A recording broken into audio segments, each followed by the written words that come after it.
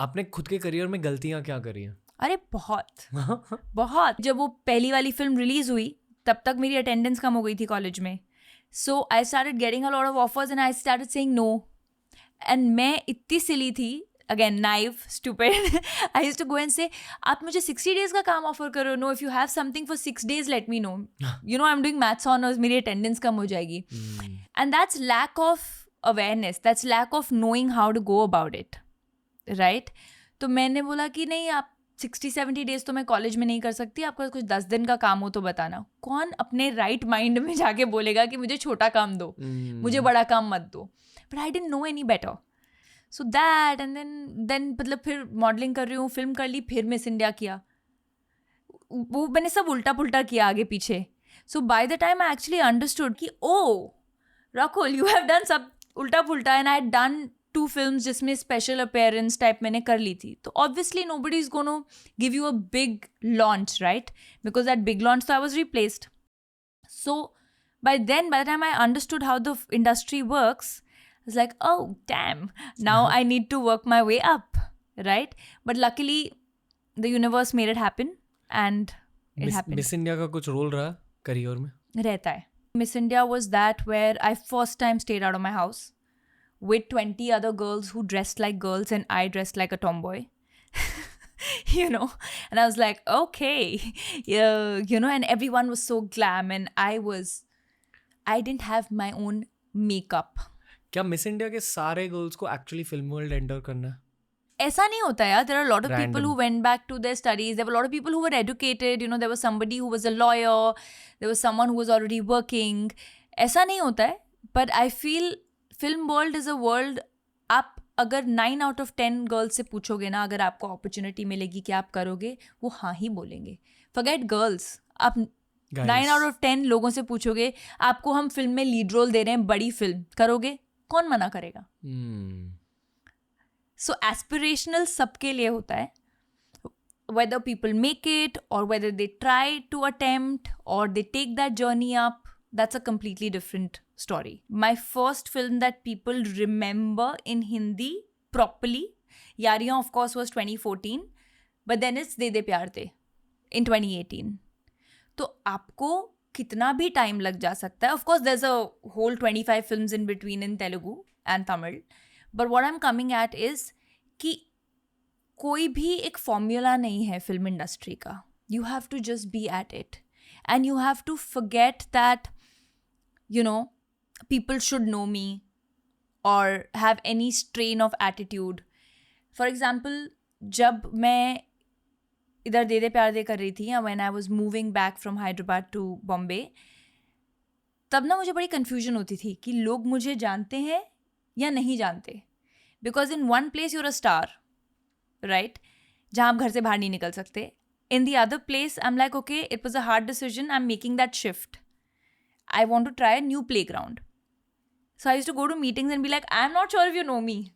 It's exactly what PC did when she moved to LA.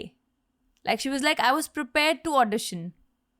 So you have to, at every point in life, be ready for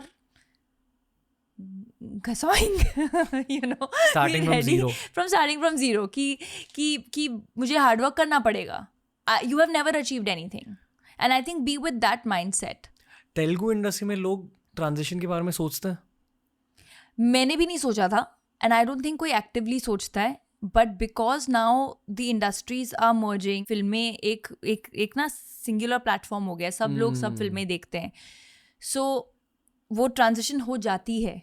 मैंने भी नहीं सोचा था कि I want to actively come back to Hindi और do anything here, because coincidentally I started working in Telugu. Actually क्या हुआ कि सबसे पहली फिल्म थी मेरी यारियां, जो मैंने वो आराम नगर के ऑडिशंस के थ्रू क्रैक की थी, राइट.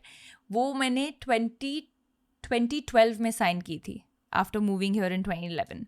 एंड फिर वो 6 महीने की प्रेप हम लोगों की, and we were all youngsters and बड़ी प्रोडक्शन और बड़े गाने एंड ऑल ऑफ दैट. वो फिल्म 2014 में रिलीज़ हुई जनवरी. और वो जब मैंने यारियां की शूट ख़त्म की थी, उसके अगले दिन मेरी पहली तेलुगु फिल्म की शूट स्टार्ट हुई थी. And this was a film which was a smaller film, because by now I told you I knew that I have to start from a good subject. That release 3 months before Yaariyan released, and that became a big hit. और जब वो hit हुई, फिर 2-3 फिल्में मैंने sign कर ली. So again I was so naive that I thought कि अच्छा अगर मैं बॉम्बे में थी और इन लोगों ने मुझे बुलाया तो अगर हिंदी को मेरी ज़रूरत है तो मैं यहाँ काम कर रही हूँ, they'll call me. बट ऐसा नहीं होता है. So everything I realised in instalments later in life, right, कि Bombay is a very different beast. क्यों? See, because there's a lot of PR, positioning, visibility, brands, all of that. मुझे ये नहीं पता था promotions के टाइम पे कि stylist लेना पड़ता है. Right, so I learnt that right before my promotions were starting, and I was like, my God, this is so expensive. I'm talking about 12 years back, 11 years back. So price बताइए stylist की. No, stylists are expensive. They can range from anywhere between 15-20K to a lakh for an event. For one outfit. For one outfit. And जब आप actually stylist के साथ काम करने लगते हो then you understand the impact it place. Yeah. I feel हमारी training गलतियों की वजह से होती है. हाँ, एंड गलतियों से ही आप ज़्यादा सीखते हो. अगर आपकी लाइफ में गलतियाँ नहीं होंगी ना, आई फील आप कभी मैच्योर नहीं होगे. बड़ा होना अलग बात होती है, मैच्योरिटी आना अलग बात होती है. You don't become wise unless you have had mistakes and you learn from your mistakes. वाह, ऐसे लगता है कि मैं 40 साल की हो गई हूँ.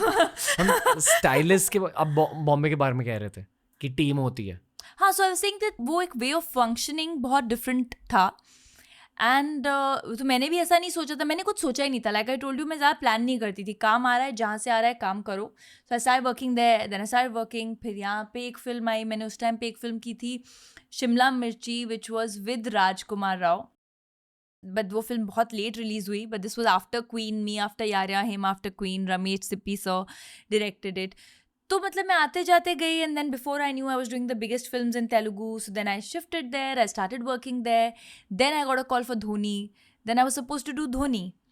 Then I'd signed it. Which Disha Patni's role.